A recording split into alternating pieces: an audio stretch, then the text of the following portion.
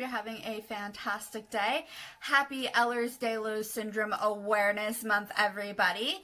If you don't know what EDS is, make sure to stick around and I'll give you some insights. Today, I'm going to be doing an EDS awareness video. Bear with me, it's going to be a very kind of short video and very simple just because I've been very out of it from being in the hospital, and I'll have those videos linked down below if you're interested. So today we're just going to be busting 5 misconceptions about EDS, and I'm just going to share a couple of random facts about the disease. So let's just hop right into it. Number 1, EDS is an autoimmune disease. EDS is a connective tissue disorder.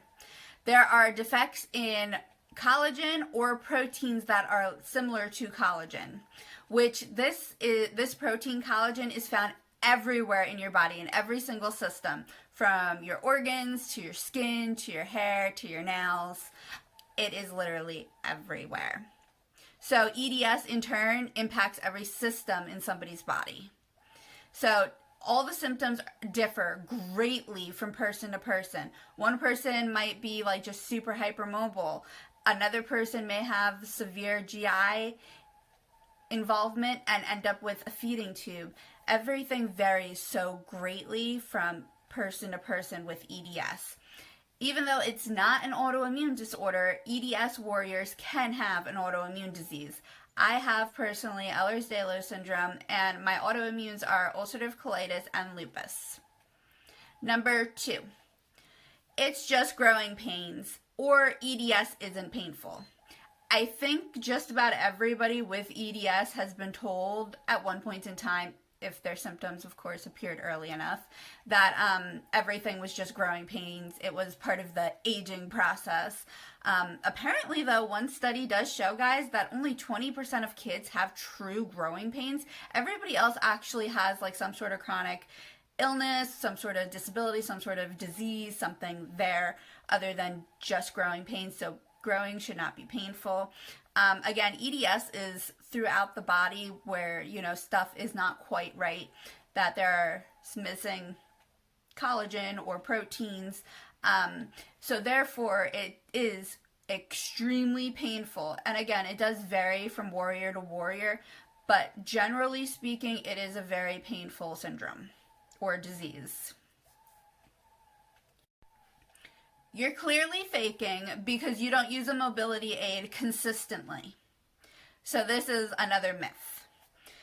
No 2 days are alike. No 2 warriors are alike. Some people have to use mobility aids constantly, while others never need them a day in their life. I personally go through different mobility aids depending on the day. So some days, if it's a great day, it could be a cane, or I could, live on the edge occasionally, just at home, and walk without stuff. I know it's not the best idea, but occasionally, we all get overly zealous and want to, do stuff. So I do that sometimes at home. And then I have my cane, which is usually a good day, or shorter distance.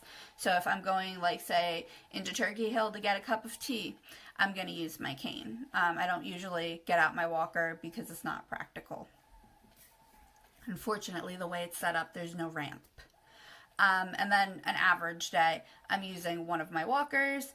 And then for distance, I'm either not going anywhere, like now, or I'm using a scooter in the store. We do need to work on getting more mobility devices. We've been talking about possibly getting a wheelchair, just this way I have more freedom, because I don't at the moment. But not everybody, has the same preferences or needs the same thing, and that does not mean that, their EDS is not valid or EDS isn't real.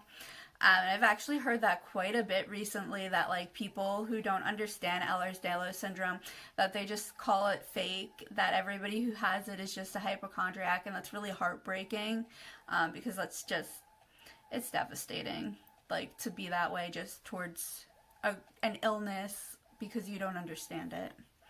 All right, number 4, EDS is rare. So this one's a little bit more difficult. In reality, we don't actually know how many individuals have EDS because it's not always diagnosed properly. It's not always recognized in the medical community, which is a big problem. Not everybody's super educated about it or can spot it or diagnose it. So therefore, a lot of people are not diagnosed correctly. And then it's just, is it really rare or just rarely diagnosed? And the common thought is that it is just rarely diagnosed. They're thinking, one of the statistics that I read, that it could be 1 in 2,500 to 1 in 5,000 people, Americans, who have Ehlers-Danlos syndrome.